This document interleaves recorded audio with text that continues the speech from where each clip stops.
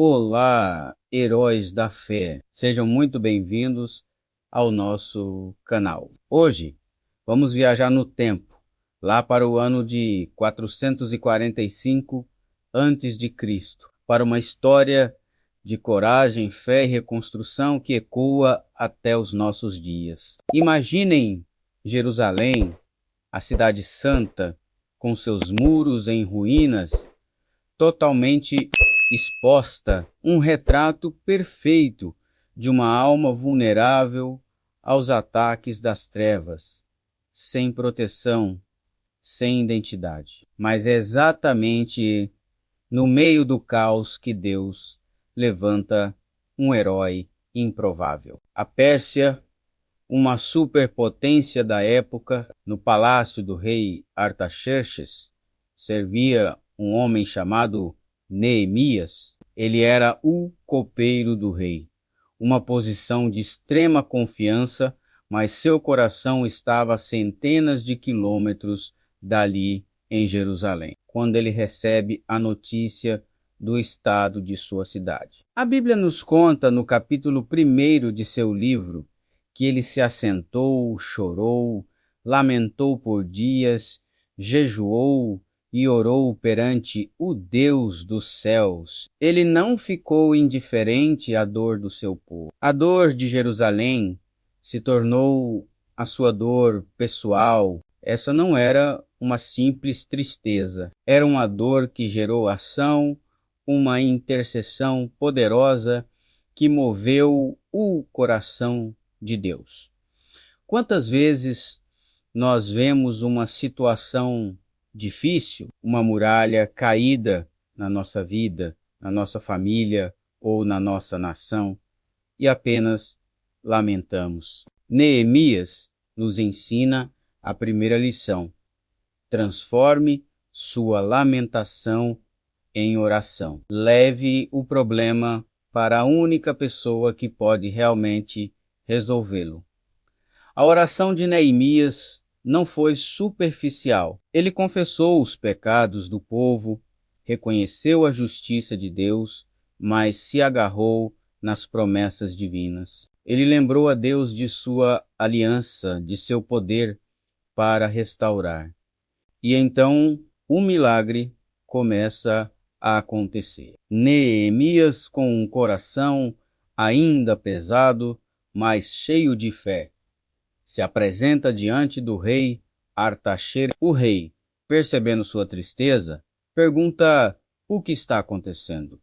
Pensem no risco. Pedir permissão para reconstruir os muros de uma cidade conquistada poderia ser visto como um ato de rebelião.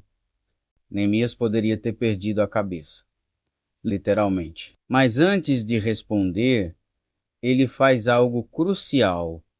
Ele ora ao Deus dos céus, uma oração rápida, silenciosa, no meio da sala do trono. Um lembrete de que nunca estamos sozinhos. Com a ousadia que só a fé pode dar, Neemias abre o coração para o rei. Ele não só pede permissão para ir, mas também cartas de salvo-conduto e madeira das florestas do rei para as vigas e portões.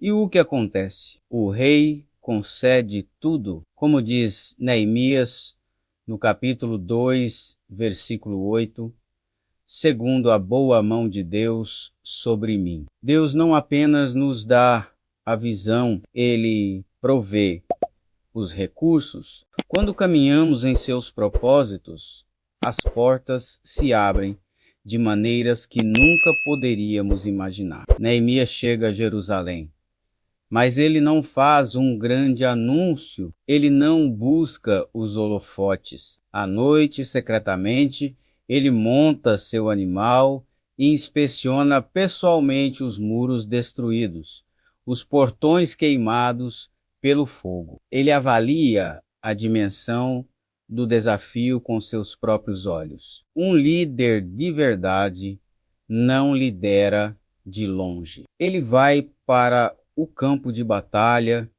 ele sente a realidade, Ele entende a profundidade do problema antes de propor a solução. Ele não se baseia em relatórios de segunda mão. Ele vê, ele sente, ele planeja. Depois de ter a estratégia em mente, Neemias reúne os sacerdotes, os nobres, os oficiais e o restante do povo.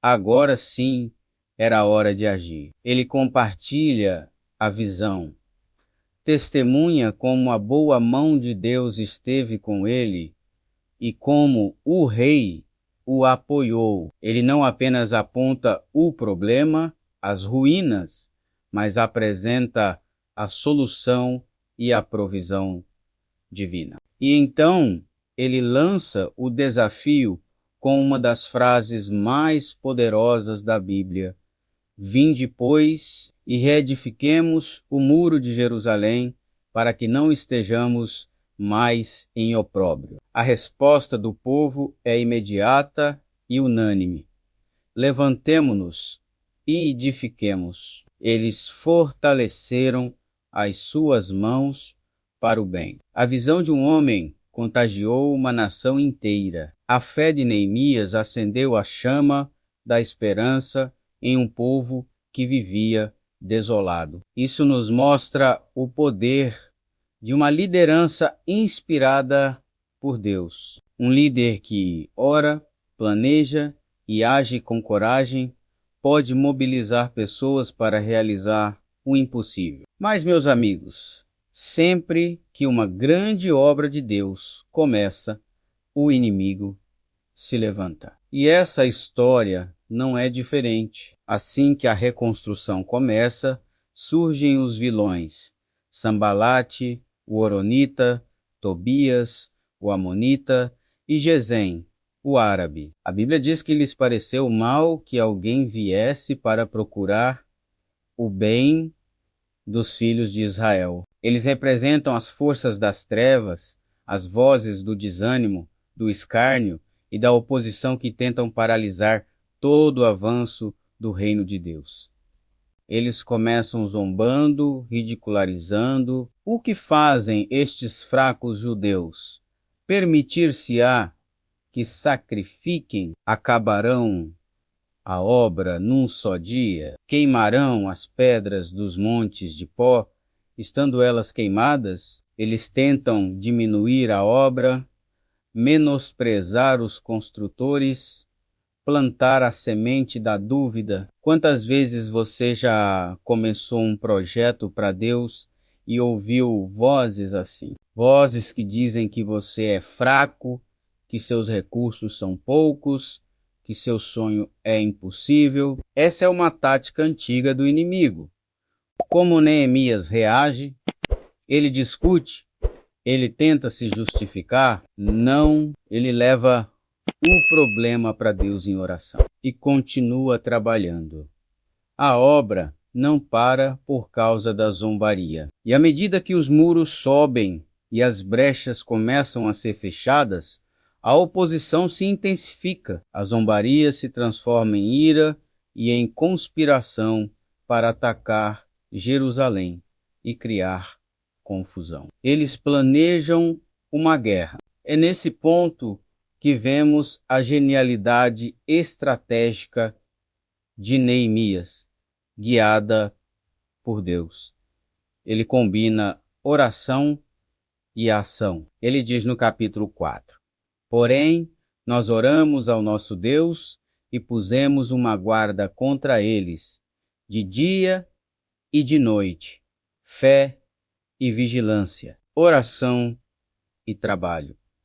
Ele não disse, vamos apenas orar e Deus fará tudo. Nem disse, vamos lutar com nossas próprias forças. Ele armou o povo, ele posicionou famílias inteiras nos lugares baixos e expostos do muro, com suas espadas, suas lanças e seus arcos. Ele então sobe no muro e declara ao povo: não os temais, lembrai-vos do Senhor, grande e temível, e pelejai por vossos irmãos, vossos filhos e vossas filhas, vossas mulheres e vossas casas.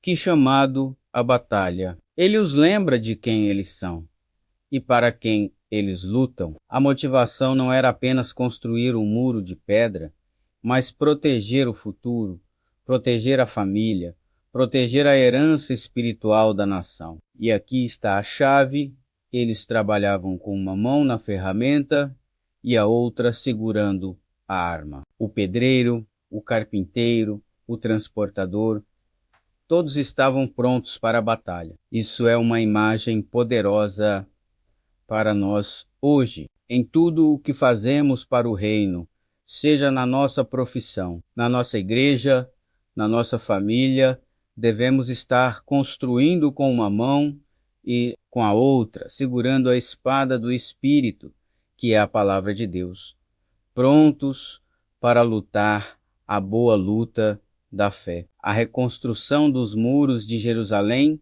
é muito mais do que uma história sobre a arquitetura antiga. É a história da nossa própria vida espiritual. Nossas almas também precisam de muralhas de fé, de santidade, de comunhão com Deus, para nos proteger dos ataques de Sambalate e Tobias dos dias de hoje. O desânimo, a dúvida, a tentação, a zombaria, todos tentam encontrar uma brecha em nossos muros. Neemias nos ensina a sermos líderes em nossa própria vida, a chorar pelo que está em ruínas, a orar com fervor, a planejar com sabedoria e a agir com coragem. Ele nos ensina a não dar ouvidos às vozes da oposição, mas a lembrar do Senhor, grande e temível. E, acima de tudo, ele nos ensina a lutar. Lutar pela nossa fé, pela nossa família, pelo propósito que Deus nos deu. Hoje, examine sua vida. Onde estão as brechas nos seus muros? Que áreas estão expostas e vulneráveis? Talvez seja sua vida de oração, sua leitura da palavra, seus relacionamentos. Não se desespere. Faça como Neemias, levante-se e edifique. Pegue a ferramenta em uma mão e a espada na outra. Deus está com você, assim como esteve com Neemias, para te dar a vitória. A batalha pela sua alma vale a pena ser lutada. Obrigado por assistir. Se essa mensagem tocou seu coração, deixe seu like. Compartilhe com alguém que precisa ouvir e não se esqueça de se inscrever no canal para mais conteúdo que edifica. Que Deus te abençoe e te fortaleça para reconstruir todas as muralhas da sua vida. Até a próxima.